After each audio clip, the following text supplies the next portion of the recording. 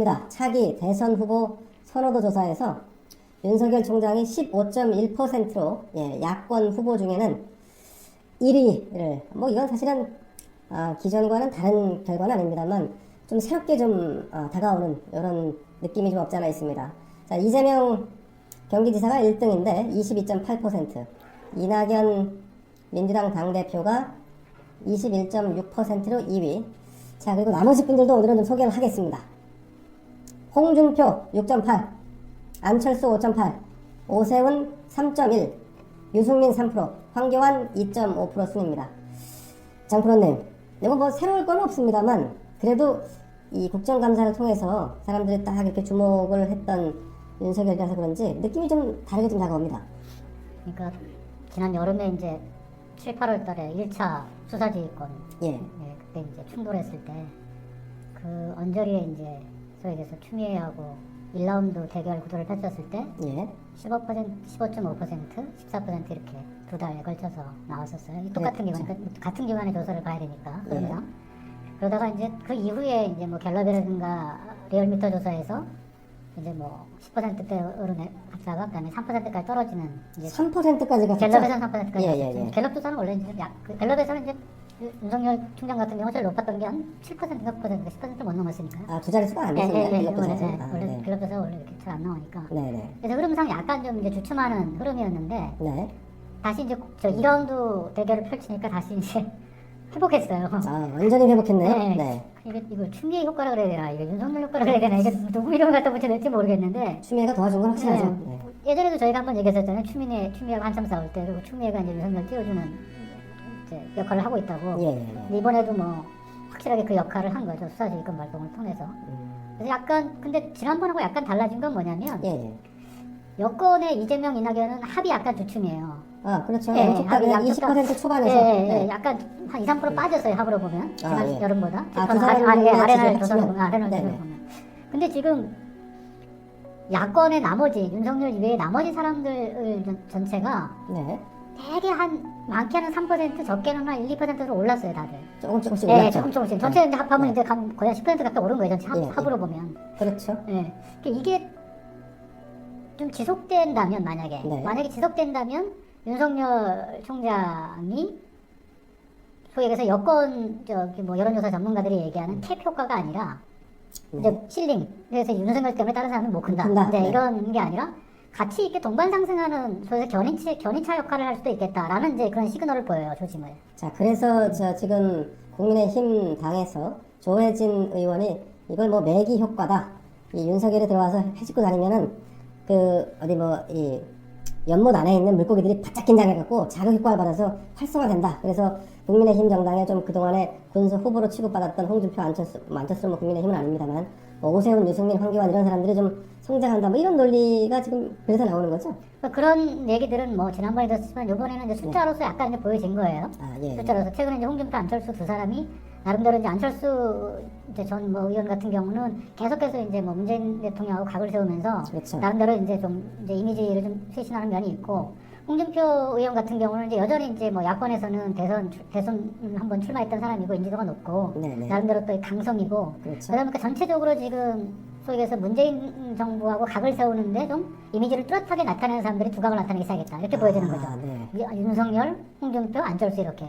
그렇다면은 이런 이제 구도로 조금 더 이제 갈 수 있는 룸이 만들어지면 이게 이제 좀 시너지 효과를 낼 수 있겠죠, 상승 효과를. 근데 이제 뭐 지금 야권 구도가 한편으로는 또 윤석열이라는 사람의 틀에 갇히는 또 효과도 있거든요. 근데 제가 보기에도 이게 지금은 반짝할 수 있는데 점점 주목도가 윤석열한테 지금도 좀 쏠리고 있는 것 같아요. 그러니까 이게 지속 가능하지 않다는 거예요. 윤석열 총장이 매번 에브리데이 매일 아침마다 들이받고 할 수는 없잖아요. 그러니까 이게 이제 지난번 여름에도 추미애가 한창 싸울 때는 올라갔는데 그다음에 또 그런 일이 없으면 또 쭉 빠지거든요.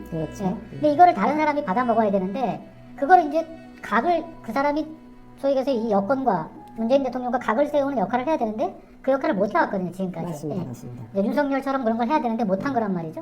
그렇게 보면은 윤석열 총장이 가지고 있는 소위 이 효과라고 하는 것이 견인차라든가 매기보다 소위에서 천정, 캡을 씌우는 효과가 더 클 수도 있다. 그런 우려도 있는 거죠. 저희가 일전에 한번 말씀드린 적이 있었는데 윤석열 총장이 그 약간 느낌상으로는 문재인 대통령 혹은 이 민주당 정권과 뭔가 좀 그 뭐 주고받는 대화의 채널 아니면 교감 뭐 이런 게 있어서 좀 전에 말씀하신 것처럼 이렇게 캡이 씌워져 있는 것처럼 해서 야당을 질이 멸렬한 상태로 유지 관리하려고 하는 것이 아닌가 하는 그런 뭐 관점 해석도 좀 있었는데, 자 그런 관점에서 볼 때 제가 좀 주목하는 대목은 이번에 국정감사장에서 윤석열 총장이 한 얘기 중에 문재인 대통령이 적절한 메신저를 자기한테 보내서 임기를 지키라 이렇게 했다는 건데, 그러면 문재인 대통령과 윤석열은 중간에 비선 메신저가 있어서 서로 항상 통하고 뭐 보고도 하고 아니면 지시도 하고 또 그런다는 얘기인가요?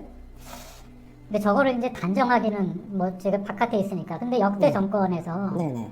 검찰, 그 소위 해서 권력기관 수장은 늘 채널이 있죠. 있죠. 예, 반드시 있을 수밖에 없어요. 예. 왜냐면 저 사람들이 대통령을 독대할 수가 없어요. 저거는 국민들 입장에서 보면은 네네. 아주 위험한 일이거든요, 사실은. 그렇죠, 그러니까 대통령이 옛날부터 이제 국정원장을 독대한다거나, 네. 소위 해서 검찰총장을 독대한다거나, 경찰총장을 독대한다거나 이런 일들은 옛날에 이제 뭐 권위주의 시대나 그렇죠. 잘안 해왔죠. 군부독재 네, 네. 이후에는 저게 다 민주화 역행한다 그래서 잘 안 해온 일들이에요. 그래도 몰래 만날 수 있지 않습니까? 근데 아마 그게 쉽지 않을 겁니다. 아, 네, 예. 쉽지 않을 겁니다. 저게 그래서 중간에 이제 저기서 민정수석이라든가 아니면 비서실장이라든가 예, 예. 아니면 이제 뭐 장관들 중에서도 핵심 아니면 의원들 중에서도 핵심 네. 뭐 이런 사람들이 이제 메신저 역할들을 하는 거거든요. 예, 중간에 이제. 예. 근데 저것도 윤석열 총장한테 직접 하는 게 아니라 또 네. 검찰총장도 자신의 메신저를 돌 수 있어요. 아, 그래서 검찰총장도 메신저 서로 교감을 할 수 있습니다. 왜냐면 굉장히 이게 조심스러운 일들이기 때문에. 근데 그렇게 되면 좀 와전되거나 곡해할 수 있는 소지도 근데 그래서 있겠네요. 이제 사고가 왕왕 발생하기도 하죠. 그렇죠. 예. 네. 예를 들어서 이제 여당 대표하고도 이제 그런 메신저를 두고 교감을 하잖아요. 뭐 정무수석 라인에서 하죠. 매번 이제 할 수가 네. 없으니까 뭐 네. 당대표 비서실장이라든가 아니면 당대표 이제 핵심 누가 이제 메신저 역할을 하고 그래서 이제 왕왕 사고가 나기도 하잖아요. 예, 그때 그렇죠. 뭐 저기 이제 박근혜 대통령 때도 그랬고 이명박 대통령 때도 그랬거든요. 네네. 서로 이제 중간에 이제 막 이명박 대통령 때도 박근혜 대통령을 만나는 데 있어서 중간에 뭐 서로 뭐 이제 끼고 하죠. 트러블이 네. 생겨가지고 네네. 문제가 생겨가지고 이제 그런 게 있는데. 그래서 저 메신저 정치라고 하는 거는 대통령으로서는 할 수밖에 없는 거예요. 아, 기본적으로. 그렇구나. 예. 근데 저게 이제 뭐 저 말을 이제 뭐 윤석열 총장이 저렇게 얘기했으니까 네. 뭐 본인이 그렇다는데 뭐 일단 믿어야죠. 뭐 그렇다면 문재인 대통령 뭐 대통령은 충분히 저런 거를 중간에 할 수가 있죠. 네. 예, 메신저를 통해서. 근데 뭐 저런 말을 했느냐 안 했느냐는 저희가 확인할 수 없으니까. 근데 본인이 그렇게 얘기를 들었다니까. 예. 그래서 뭐 그런 걸로 보면 참 윤석열 검찰총장이 정무감이 없긴 없습니다. 이런 얘기는 사실은 이렇게 공개된 석상에서 하는 얘기는 아닌데 말이죠. 그렇죠. 공된 석상에서 할 수가 없는 얘기죠. 할 수 없는 저게. 얘기죠. 해서도 예. 안 되는 얘기인데. 그렇죠. 근데 이전 이번 국정감사 때 윤석열 총장이 하여간 그 좀 평상시 뭐 그렇게 뭐 좀 화끈한 태도이긴 하지만 네. 그거 이상의 것을 보여준 게 아닌가. 그렇죠. 예, 좀 예. 작심한 듯한. 예, 네. 굉장히 뭐 그래서 사실상 검찰총장이라기보다는 거의 뭐 그 청문회 그 뭐 거의 인사청문회 이상의 청문회에 나온 사람처럼 그렇게 발언을 했다 이렇게 보여져요. 장관보다 한 레벨 위에 예, 그렇죠. 느낌이었지. 전체적으로, 예. 전체적으로 보면. 자, 근데 우리가 여기서 좀, 이 메신저를 한번 좀 특정해보면 어떨까 하는 생각이 좀 드는데, 자, 뭐, 좀 전에 말씀하신 대로 이명박 박근혜 정부도 그렇게 그랬을 거고, 이렇게 검찰총장을 대할 때는 뭐 비선이든 뭐 아니면 뭐 드러나 있는 메신저든 어쨌든 메신저를 둔다는 거 아닙니까? 그런데 문재인 대통령이 윤석열에게 보낼 수 있는 메신저가 만약에 민정수석이 아니라면, 그럼 누가 있을 수 있을까요? 왜냐면 제가 왜 민정수석이 아니라고 이렇게 보느냐 하면, 김종원 민정수석 시절이지 않습니까? 그 집 두 채가 있어갖고 그만두고 나가셨던 분인데, 그분은 지금 노영민 비서실장하고는 뭐 이렇게 관계가 썩 좋지 않았던 것 같아요. 계속 재산 공개 이후에는. 그래서 대통령이 김종원을 통해서 그런 심부름을 시켰을 것 같지는 않습니다. 느낌상. 저거는 네. 그 정치적으로 그 핵심적인 사람이 해요. 예를 들어서 그렇죠. 저건 직급의 문제가 아니에요. 대통령의 신뢰도 문제죠. 예, 그렇죠. 저게 뭐 예를 들어서 지금 뭐 민정비서관이라든가 이런 사람이 할 수도 있는 거고. 예. 저거는 뭐 사람의 그 급의 문제가 아니니까요.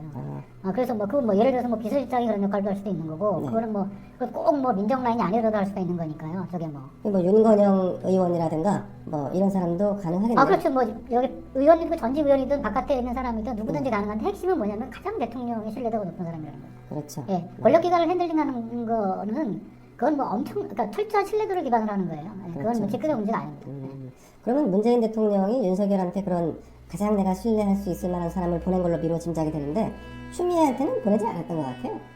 법무장관한테는 그럴 일이 없죠. 예, 법무장관은 뭐 필요하면 전화하고 만나면 되는 거지. 아니면 국무회의 때 예, 만나요. 그러니까 뭐 충분히 뭐 법무장관한테는 뭐 메신저가 필요가 없죠. 직접 얘기하면 되는 거죠. 근데 이게 우리가 이제 느낌상으로 보면 내 최신복을 보내서 이렇게 해라고 해서 은밀하게 딱 지시하는 거 이거가 그냥 그 의례적으로 만나서 아이고 뭐 장관 잘 계셨어 이렇게 하는 거랑 그 왠지 느낌상으로는 전자, 그러니까 검찰총장을 대하는 게 뭔가 대통령이 더 신경을 많이 쓰고 있다 이런 뉘앙스는 느껴져요. 아 근데 국무위원들은 되게 그 개별 보고를 받거나 예. 전화를 해요. 특히 이제 국무위원한테 신뢰를 보내주는 거는 개별 보고를 받는 거예요. 아. 어떤 사안에 예를 들어서 검찰개혁에 관해서 독대한다. 예, 그렇죠. 검찰개혁에 관해서 추미애만 불러가지고 추미애로부터 보고를 받는 거죠. 아, 예. 그렇게 되면 이제 그거 가장 신뢰받는 옛날에 뭐 추미애랑 나란히 걸어가는 그런 모습도 연출하고 막 그러잖아요. 이제 그때 청와대에서 예, 회의할 때 예. 항상 한창 논란이 됐을 때 추미애 손을 들어주는 액션 같은 게 이제 있었죠. 그 청와대에 딱 회의하는데 다른 사람은 다 와서 앉아 있고 대통령이 딱 추랑 같이 들어가는. 그렇죠. 뭐, 예. 그래서 뭐 저희도 예전에 보면 뭐 경제부총리나 이런 사람들이 뭐 신뢰를 받는 건 뭐 개별적으로 어디 가서 뭐 누가 메신저가 와가지고 뭐 얘기하는 게 아니라 네네. 대통령한테 뭐 예를 들어서 뭐 그 추경이라든가 아니면 이제 뭐 예산안을 앞두고 네. 국회 이제 시정연설을 앞두고 내년도 이제 경책에 관한 전반적인 보고를 하는 날짜를 잡아요. 예, 예. 그럼 그 날짜에 들어가면서 딸랑 그냥 경제활동에 관한 보고를만 하는 게 아니에요. 국정 전반에 관한 이제 뭐 나름대로 이제 의견 예, 이런 예, 것들을 예. 이제 준비해가고 대통령도 이제 그런 걸 물어보고 네. 지금 이제 뭐 막혀 있는 부분이라든가 잘 안 돌아가는 국정 운영 전반에 관한 얘기들을 나눌 수 있는 거예요. 국무위원들은 예. 들어가면 그렇군요. 독대를 하면 그거는 이제 뭐 우리 국내의석상에서 얘기할 수 있는 게 아니고요. 예. 1대1로 들어가면. 자, 만약에 그 아무런 직도 없고 아무런 뭐 그 공식적인 직함이 없는 이를테면 뭐 양정철 같은 사람이 있지 충분히 않습니까? 가능하죠. 네. 근데 양정철 같은 사람이 대통령의 메신저 역할을 하면 그럼 대통령의 신임이 두터운 거고 그거는 자칫 잘못하면 사고로 이어지지 않습니까? 그렇죠. 근데 그 사고보다는 네. 속에서 제일 중요한 거는 권력기관 장과의 신뢰관계죠. 아니 근데 이거 좀 다른 관점에서 보면 우리가 저 박근혜 대통령 시절에 최순실이라는 사람이 있었지 않습니까? 근데 그거하고는 좀 다르죠. 결이 좀 다른가요? 결이 좀 다르죠. 네. 근데 양정철도 아무런 공식적인 직함이 없지 않습니까? 그렇죠. 지금은 없죠. 네. 근데 그런 사람을 통해서 대통령이 뭔가 지시를 내리면 예 그러면 양정철이라는 사람이 지금 우리 시야에 잘 보이진 않습니다만 그 사람이 힘센 사람이야라고 하는 뭔가 이 분위기는 있어요. 그러면 이 뭔가 농단의 소지랄까 이런 건 발생할 수 있지 않습니까? 물론 그렇죠. 근데 네. 그건 이제 대통령과의 신뢰관계니까. 아. 예, 예. 대통령과 모든 저기 범인들이 네. 나는 안 걸릴 거라고 생각해서 범죄를 계속 저지르는 건 똑같은 심리죠. 그렇죠, 예, 그렇죠. 뭐 그건 뭐 박근혜 최순실과의 관계지 우리는 달라 이렇게 생각할 수도 있는 거죠. 예. 네. 그건 뭐 다들 네. 근데 우리 전에 장프로님이 그런 말씀하신 적 있어요. 그 윤석열의 그 행동이 이게 진짜 뭐 야당 성향인 건지 뭐 정권과 완전히 끊어지는 건지 아니면 오히려 정권과 더 이 밑단에서 아랫단에서 이렇게 뭔가 교감을 하고 있는 건지 뭐 그런 것도 좀 의심스럽다는 말씀을 한번 하신 그러니까 적이 있는데 나타나는 현상으로 보면 네. 그렇다는 뭐 그게 뭐 윤석열이라는 사람이 직접적으로 이렇게 테이블에 같이 앉아서 이 짜고 뭐 이런 그 네. 계획을 했다 이것까지는 저는 생각을 안 하는데 근데 지금 나타나는 구도 자체가 윤석열을 그렇게 여권에서 몰이를 해서 활용하고 있는 거 아니냐. 근데 이런 이제 생각은 든다는 거죠. 윤석열이 거기에 활용당하는 거 아니냐. 윤석열 본인은 이제 아무 관계가 없으니까 예, 본인 예. 나름대로 뭐 자기 예. 소신을 지키고 이런 모습을 쭉 유지하는 걸로 비춰질 수 있는데 네. 나는 오로지 검사다. 라는 입장을 견지할 수는 있거든요. 그렇죠. 그런 입장에서 뭐 일관성을 유지할 수는 있는데 그것을 여권에서 활용할 수는 있는 거죠. 그렇죠. 왜냐면 윤석열이라는 사람을 잘 아니까. 네네네. 그렇죠. 그러니까 이런 상황이라면 윤석열을 계속 저렇게 활용하면 그 야당은 없는 거죠. 이번에도 이제 국정감사에 나왔던 마지막 총평이 그거잖아요. 야당을 찾습니다. 그렇죠. 맞습니다. 예, 예. 네. 이게 좋은 현상이냐 정치적으로 그렇지 않다라는 거죠. 추미애를 시작해서 윤석열을 끝났으니까. 네. 왜냐하면 정치라고 하는 거는 윤석열 총장은 검찰총장이기 때문에 정치를 할 수 없는 사람이에요. 없죠. 네, 그래서 없죠. 정치적으로 결론을 냈거나 정치적 효과를 낼 수가 없어요. 그렇죠. 근데 정치는 여의도에서 벌어지잖아요. 국회를 통해서 예, 예. 현재적으로. 근데 거기서는 야당이 아무런 역할을 못 한단 말이에요. 그럼 이거는 거의 그러니까 잠재적으로 윤석열이라는 사람이 야당 성향을 띠고 야당의 어떤 롤을 미래에 가져갈 수는 있지만 네네. 그렇게 우리가 이제 뭐 추정할 수는 있지만 그건 잠재적으로 미래 얘기거든요. 내년 그렇죠. 이후의 얘기거든요. 근데 당장 지금 현 시점에서 야당은 존재하지 않는 거예요, 대한민국에. 없죠. 예, 네. 맞습니다. 잘 보이지 않습니다. 그럼 이거는 정치적으로 굉장히 큰 문제가 돼요. 음, 근데 그 역할을 본의 아니게 윤석열 총장이 지금 하고 있는 건 아닌가. 그 여당에서 그걸 적절하게 활용하고 있는 건 아닌가. 왜냐면 지금 제가 최근에 이제 안 보던 방송들 몇 개 봤어요. 안 보던 방송이라면 K 뭐 시작한- JTBC 뭐 네, 이런 JTBC. 다 이런 걸 봤어요. 그거 잘 안 보지 않습니까? 네, 요즘? 안 예, 보죠. 맞습니다. 예. 봤더니 다 일제히 그 소리야. 윤석열을 때리면서 윤석열 자체로 완전히 야당을 덮어버리는 거예요.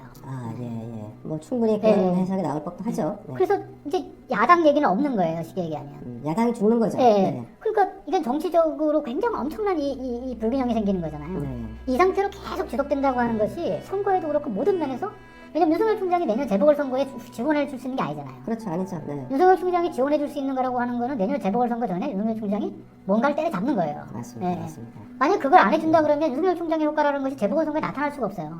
네. 자, 그래서 그런 관점에서 보면 그 비선이 대통령의 이 의중만 전달하는 것이 아니라 윤석열도 뭔가 대통령한테 전달을 하지 않겠어요? 그럼 이 메신저라는 건 상호 교감인데, 이게 제가 이제 그 문재인 대통령은 뭐 항상 입버릇처럼 하는 얘기, 검찰, 뭐 자율, 뭐 독립, 법원도 마찬가지고 전혀 관여하지 않는다, 중립을 지킨다 이렇게 했는데 자리를 지켜라. 그러면 윤석열이 뭐라고 반응을 보였을 거고, 아니면 검찰에 지금 돌아가는 상황에 대해서도 좀 얘기를 전달했을 수도 있지 않습니까? 아, 그렇죠. 그럴 네. 수 있죠. 예, 충분히. 근데 이제 이번에 저 네. 메시지에 핵심적으로 저는 그렇게 느꼈던 게 뭐냐면, 지금 윤석열 총장이 가장 곤혹스러운 게 뭐냐면, 네. 저 정도까지, 그러니까 지금 국정감사장에서 말하는 태도로 봐서는 저건 이미 사표를 던졌어야 돼요. 던졌어야 되죠. 맞습니다. 근데 네. 윤석열 총장이 그런 얘기를 많이 듣는 거죠. 왜 사표를 안 던지냐고. 그렇죠. 그게 곤혹스러운 부분이 사실 윤석열 총장 입장에서는. 맞습니다. 맞습니다. 근데 그거를 저걸로 좀 푼 게 아닌가 싶어요. 대통령이 자리를 지키라고 했다고. 예.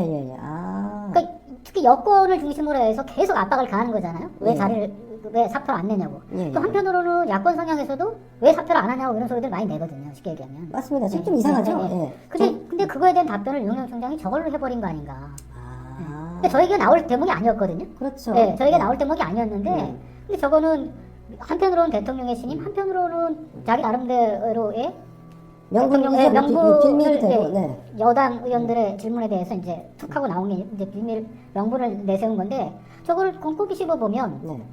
그럼 결국 윤석열 총장은 문재인 대통령과 같이 간다는 얘기밖에 안 되는 거잖아요. 밀접하다는 네, 얘기잖아요. 같이 갔다는 네. 얘기밖에 안 되는 거잖아요. 그렇죠. 그러니까 우리가 지금 범야당이나 보수 진영에서 지금 우리가 좀 헛갈려 하지 말아야 될 것 중에 하나가 어찌 될지 모른다는 거예요. 윤석열이 어떻게 우리가 범야권, 보수 진영의 차기 대선 주자라고 이렇게 단정 짓는 거는 좀 위험한 것 같아요. 그러니까 너무 이제 기대치를 높이지 마시고, 예. 물론 뭐 윤석열이라는 사람은 뭐 어떻게 될지 모르지만, 윤석열 총장에 대해서 저는 그냥 일관되게 한 가지, 그러니까 제가 좋은 점으로 바라본다면 일관되게 한 가지만 봐요. 아, 저 사람은 검사다. 진짜 검사다. 아, 진짜 네. 검사다. 네. 이 부분에 대해서만 그냥 봐요. 아, 예. 네, 정치라는 걸 떠나서 보면, 그러면 특검 때나 지금 때나 똑같은가? 네. 근데 약간 저는 거기 이제 퀘스천을 다는 거예요.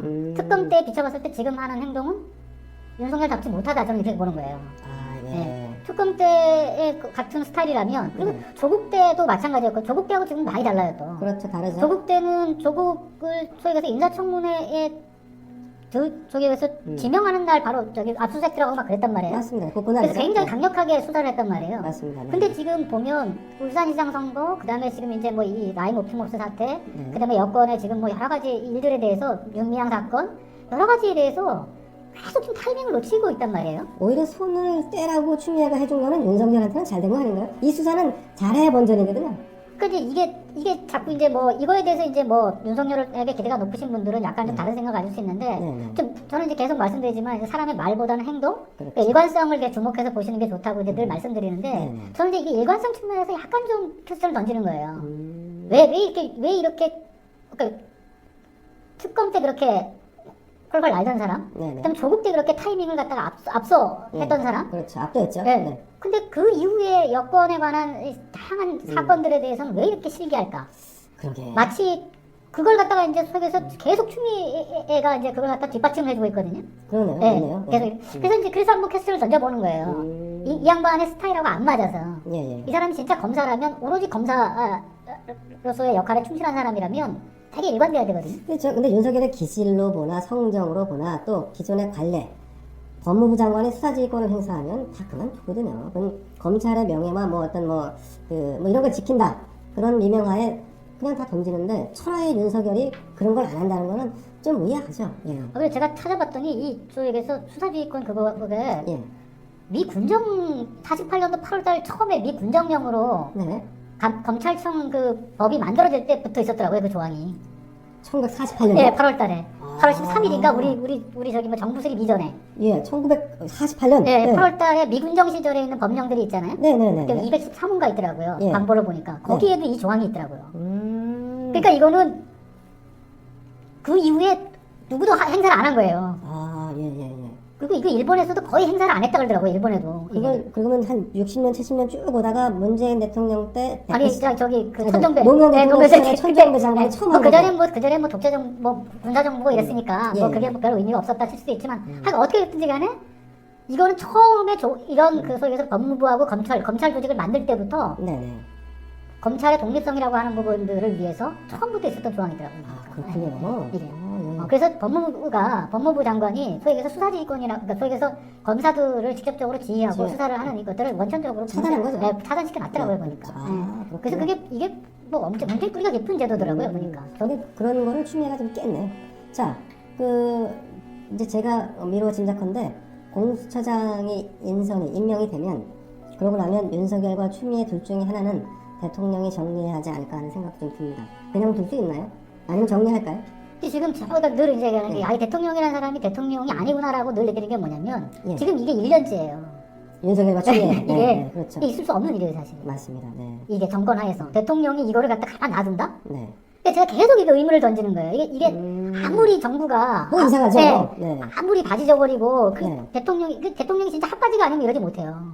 핫바지. 아니 이걸 놔두고 또 대통령이 뭐 아니 세상에 법무부 장관하고 검찰총장하고 하루가 멀다 하고 쌈박질인데 이걸 놔둘 수 있나요? 아니 못 놔두죠. 이런 버르장갑이 없는 놈들 해갖고 딱. YS 때 뭐 검찰총장을 날리든가 뭘 날리는 거고. 그렇죠. 예. 이거는 경고장을 보내든가. 그렇죠. 뭐 하는 거거든요. 이게 있을 수가 없는 일이거든 사실은. 근데 캐릭터로 보면 윤석열이나 추미애나 경고장도 안 먹힐 것 같아요. 아니 경고장이 안 먹힌다 그러면 그거는 이거는 이 정부가 아니죠 그러면. 그럼 쳐내야 되는 거잖아요. 쳐내야죠. 네. 그러면 이 대통령이 이게 이상하게 즐기고 있는 건가? 어쨌든 저는 공수처장이 임명되면 이 문재인 대통령이 어떤 식으로든지 가름만 탈 것 같아요. 아니 이게 네. 근데 이게 문제가 뭐냐면 네. 타이밍이 어차피 이게 공수처장 인사 문제는 거의 내년까지 갈 것 같거든요. 네. 기본적으로. 그리고 저게 잘못 재보선 이후로 넘어갈 수 있어요. 네. 거기 뭐 공수처장 임명에 대해서 네. 야당이 비토를 놓을 수가 있으니까. 그렇죠. 네네. 근데 저 공수처장 임명이 되는 게 좋을까요? 안 되는 게 좋을까요? 여당 입장에서. 여당은 지금 빨리 하자는 거 아닙니까? 오늘도 뭐 문재인 대통령이 빨리 하자고 하는 거 아닙니까? 안 되는 게 더 좋겠죠. 질질 끌어서? 네. 왜냐면 야당을 공격하기는 좋은 거니까. 아. 결국 저희도 뭐 여당을 해보지만 여당 입장에서는 야당이 발목 잡는 게 최고거든요. 그러니까 너희들이 발목 잡아서 지금 공수처장도 계속 검찰 개혁도 안 되고, 검찰도 안 되고. 그러니까 계속 검찰 개혁이라는 이슈를 끌고 가면서 소위 얘기해서 야당을 계속 핀치에 몰 수 있는 거죠. 쉽게 얘기하면 여기다가 이제 야당 사건이 이제 한두 개 이제 섞어 들어가면 섞어 들어가면 이제 더 이제 좋은 거죠 사실. 근데 정치는 참 정말 저 권모술수랄까 뭐 아니면 그 깊숙한 곳에서 이루어지는 거는 참 알기가 어렵네요. 아니 깊숙하다기보다 그 정권 특히 청와대를 중심으로 해서 하는 가장 중요한 고민은 뭐냐면 정부 운영의 주도권이에요. 이거를 뺏기지 않는 거예요. 이게 핵심이에요. 그래서 국정 운영을 주도하는 데 있어서 정부 운영의 주도권을 청와대가 끝까지 가져갈 수 있느냐 이게 가장 중요한 거예요. 이게 늘 청와대의 욕심이었죠. 그렇죠. 네. 그래서 이게 늘 힘들어요. 네. 이게 여권 내에서 분열되든가 아니면 야권으로 넘어가든가 이런 거거든요. 결국은 이 소위에서 청와대가 전국 주도권을 끌고 가는 데 있어서는 여야 구분이 없어요. 다 활용하는 거지. 기본적으로. 결국 그래서 이거를 계속 끌고 간다고 하는 것이 가장 핵심이에요. 그래서 지금 여당에서 가장 최핵심은 뭐냐면 문재인이라는 사람의 국정 운영 주도권을 안정적으로 40% 중반대를 계속 유지하는 거예요. 오로지 정치밖에 생각을 안 하는군요. 그렇죠. 그게 핵심이죠 지금. 네. 왜냐면 이제 많이 경험했으니까 노무현을 경험했고 박근혜도 경험했잖아요. 이명박도 경험하고 결국 나락으로 떨어지는 건 한순간이다. 그렇죠, 그러니까 끝까지 그걸 유지하는 게 결국은 더 지지도를 45%에서 50%대를 계속 유지하고 끝까지 유지하고 가는 것이 지금 모든 국정 운영의 핵심이에요. 그건 좀 과욕 아닐까 싶은데 어쨌든 자 윤석열이 그러면 단답형으로 한번 여쭤볼까요? 정치를 한다 안 한다? 저는 기본적으로 저걸 뭐 찍긴 되게 어려운데 저는 그냥 안 한다에다 방점을 찍어요. 그러니까 해도 본인한테 득될 게 별로 없다고 보시는 거죠? 기본적으로 저는 기본적으로 저 사람이 정치를 하려고 그랬으면 이미 칼을 빼들었거나 던지면서? 아니면 던졌거나 둘 중에 하나라고 봐요. 저게 타이밍이거든요. 정치라고 하는 건 명분과 타이밍인데 그런 점에서는 제가 볼 때 약간 좀 점수를 후하게 어렵습니다, 윤석열. 그런 면에서는 약간 좀 그래서 이제 계속 퀘스천을 던지는 거죠. 그래서 저분이 진짜 정치에 뛰어들어서 정치를 한다라고 한다면 지금 하는 행동들의 여러 가지가 야권들에게 도움이 되지만 만약에 정치를 안 한다고 생각한다면 지금은 엄청난 장애가 되는 거예요. 제가 이제 계속 이제 의문을 던지는 게 바로 그 대목 때문에 그래요. 야당 입장에서는 엄청난 장애물이 엄청난 장애가 생기는 거예요. 네, 맞습니다. 이게 정치를 안 하는데 저러면 안 할 건데. 근데 이제 그거는 저도 이제 뭐 예단할 수는 없지만 지금 현재 상태에서 보면 그러니까 윤석열이라는 사람의 어떤 일관성 문제, 그다음에 그 사람의 패턴, 그다음에 이제 뭐 이런 소위